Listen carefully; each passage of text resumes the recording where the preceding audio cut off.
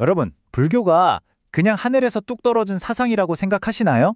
전혀 그렇지 않습니다. 사실 불교는 고대 인도라는 정말 치열하고 뜨거운 사상의 전쟁터에서 태어났어요. 오늘 이야기에서는요, 바로 그 경쟁, 그 라이벌 관계가 어떻게 불교라는 위대한 사상을 만들어냈는지 그 아주 흥미로운 역설을 한번 파헤쳐보려고 합니다. 자, 그럼 진짜 질문을 던져보죠. 불교는 도대체 어떻게 태어났을까요? 말씀드렸듯이 그냥 어느 날 갑자기 짠 하고 나타난 게 아니거든요. 이 질문의 답을 찾으려면 우리 함께 시간여행을 좀 떠나야 합니다. 부처가 등장하기 훨씬 이전 고대 인도의 그 지적인 풍경 속으로 말이죠. 그 당시 인도 사상계에는요, 크게 두 개의 거대한 흐름이 있었습니다. 마치 두 개의 큰 강물이 서로 부딪히고 경쟁하는 것 같았죠. 바로 이 두 세계의 충돌과 대화, 그 속에서 부처가 태어날 무대가 만들어진 겁니다. 자, 이 표를 한번 보세요. 이게 바로 당시의 핵심적인 대립구도입니다. 한쪽에는 바라문교가 있어요. 인더스강 유역의 기득권 세력이죠. 이들은 신과 제사를 통해 구원을 얻는다는 이른바 타력, 즉 남의 힘에 의존하는 전통이었고요. 반대편에는 사문이라는 새로운 세력이 겐지스강 유역에서 등장합니다. 이들은 아니다, 구원은 내 힘으로, 내 노력으로 얻는 거다 라고 외쳤던 자력을 강조한 사람들이에요. 수많은 사상가 그룹들이 있었는데 뭐랄까, 당시의 반문화운동, 카운터컬처 같은 거였다고 보시면 딱 맞습니다. 좋습니다. 그럼 먼저 기득권이었던 바라문교 이야기부터 한번 깊게 들어가 볼까요? 처음에는 그냥 신을 찬양하는 노래 정도였는데 이게 어떻게 아주 깊이 있는 철학으로까지 발전하게 되는지 그 여정을 한번 따라가 보겠습니다. 바라문교 사상은요, 무려 3000년에 걸쳐서 이렇게 4단계로 진화합니다. 첫 시작은 베다, 신들을 향한 찬송과 모음집이었어요. 그러다가 브라마나 단계로 넘어가면서 복잡한 제사를 통해 신에게 영향을 미치려는 뭐랄까 매뉴얼 같은 게 나오고요. 그 다음엔 아라냐카, 숲속에서 수행하는 사람들을 위한 핵심 요약집이 나옵니다. 그리고 마침내 마지막 단계인 우파니샤드에 이르면 실제의 본질이 뭐냐 하는 아주 깊은 철학적 질문으로까지 나아가게 되죠. 어때요? 처음엔 그저 찬양하다가 신을 통제하려고 하다가 결국엔 자기 자신을 돌아보는 쪽으로 그 흐름이 좀 보이시죠? 여기서 브라마나 시대가 정말 재밌는 지점이에요. 엄청난 심리적 변화가 일어나거든요.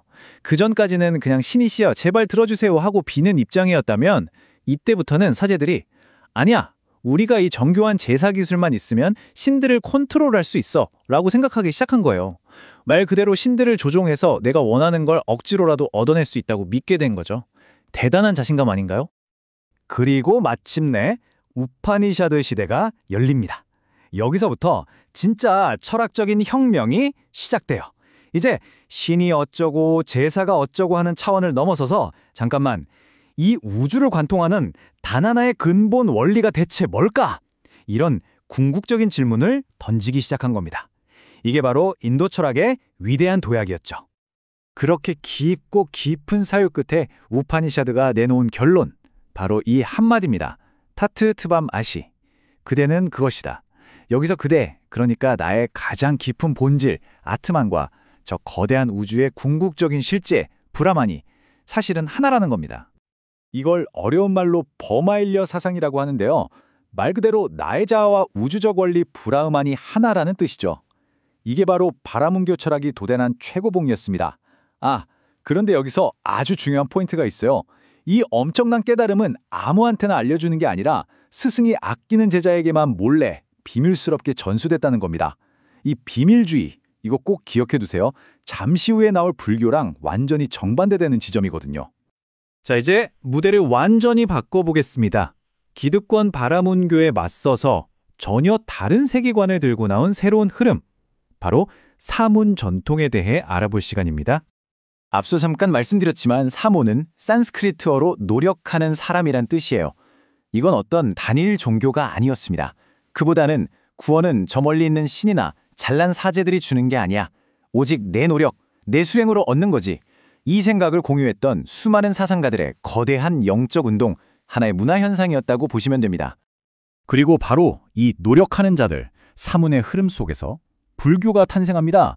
하지만 불교는 다른 사문들과는 뭔가 달랐어요. 아주 새롭고 그야말로 혁명적인 통찰을 제시했거든요. 그렇다면 질문이 생기죠. 그 많고 많은 삼원들 중에서 왜 유독 불교가 그렇게 특별했을까요? 무엇이 부처의 가르침을 그토록 다르게 만들었을까요? 크게 세 가지로 볼 수 있습니다. 첫째, 지식의 완전 공개. 요즘 말로 하면 오픈소스 정신이었어요. 아까 바라문교는 비밀 전수였다고 했죠? 부처는 정반대였습니다. 스승의 꽉 쥔 주먹 같은 건 내게 없다면서 자신의 모든 깨달음을 남김없이 다 공개해버렸죠. 둘째는 철저한 분석 정신입니다. 부처의 별명이 비바짜바딘, 분석가였을 정도예요. 그냥 믿으라고 하지 않고 끊임없이 질문하고 분석하라고 했죠. 그리고 마지막 셋째는 대중성입니다. 엘리트들만 쓰는 어려운 산스크리트어를 더러운 말이라고까지 하면서 모든 사람이 알아들을 수 있는 일상 언어로 가르쳤습니다. 이 분석 정신을 불교가 얼마나 존중했는지 보여주는 정말 기가 막힌 비유가 있습니다. 불교에 독각이라는 개념이 있어요. 홀로 깨달은 자라는 뜻인데 스승 없이 혼자서 세상의 이치를 깨치는 사람을 말해요. 예를 들어 무인도에 혼자 사는 사람이 있는데 꽃이 피고 지는 걸 보면서 아, 모든 건 변하는구나 하고 스스로 깨닫는 거죠. 강의에서는 서양의 위대한 사상가 칸트나 다윈을 바로 이 독각에 비유합니다. 종교인이 아니어도 스스로의 힘으로 깊은 통찰에 이른 사람이잖아요. 이처럼 불교는 누가 말했느냐가 아니라 그 통찰 자체가 얼마나 분석적이고 깊이 있느냐를 중요하게 생각했다는 겁니다. 정말 놀라운 개방성이죠. 그리고 이런 분석적인 태도는 그냥 머리로만 하는 지적 유의가 아니었어요. 아주 실용적이고 자비로운 결과로 이어집니다. 예를 들어 여러분이 정말 싫어하는 사람이 있다고 한번 상상해 보세요. 너무 밉죠. 그런데 그 사람이 왜 저렇게 행동하게 됐을까? 어떤 상처를 받았을까? 그 사람의 역사를 차근차근 분석해서 이해하게 되면 신기하게도 미움이 연민으로 바뀔 수 있습니다. 이게 바로 불교의 핵심 사상인 연기의 힘입니다. 모든 것은 원인과 조건에 따라 서로 연결되어 일어난다는 그 위대한 통찰 말이죠. 자, 드디어 두 위대한 사상이 정면으로 부딪히는 지점입니다. 우파니샤드 철학의 결론은 뭐였죠? 나 아트마는 곧 우주 브라만다 였죠. 여기서 멈췄어요. 그런데 분석가 붓다는 여기서 한 걸음, 아주 결정적인 한 걸음을 더 나아갑니다. 그리고 질문을 던지죠. 아주 좋은데 근데 잠깐만, 우리가 지금 나 하고 있는 바로 그 나라는 건 대체 실체가 뭐야? 라고요. 그리고 이 나라는 걸 철저하게 분석하고 해부해 본 끝에 충격적인 결론에 도달합니다. 영원하고 변치 않는 고정된 나란 건 어디에도 없다는 것, 나라고 부를 만한 실체는 없고 그저 끊임없이 변하는 과정, 하나의 현상일 뿐이라는 무아의 통찰에 이르게 된 겁니다. 자, 이제 이 모든 조각들을 맞춰서 오늘의 결론으로 가보겠습니다. 이 두 라이벌, 바라문교와 불교 사이에 어떤 놀라운 관계가 숨어 있었을까요? 바로 여기에 오늘 이야기의 핵심, 불교 탄생의 역설이 있습니다. 생각해보세요. 불교의 가장 중요한 가르침인 무아, 즉 나는 없다는 이 통찰은요, 역설적이게도 바라문교가 수천 년에 걸쳐 완벽하게 다듬어 놓은 궁극의 나, 아트만이라는 개념이 없었다면 아예 나올 수조차 없었을 겁니다. 깨부숴야 할 강력한 상대, 뛰어넘어야 할 거대한 산이 있었기에 그것과 씨름하는 과정에서 비로소 무아라는 더 높은 차원의 깨달음이 탄생할 수 있었던 거죠. 한마디로 정리하면 이겁니다. 불교의 가장 위대한 철학적 라이벌이었던 바라문교가 결국엔 불교를 낳은 부모였던 셈입니다. 이 이야기는 단순히 과거의 종교 이야기가 아닙니다. 우리 모두에게 아주 중요한 질문을 던지죠.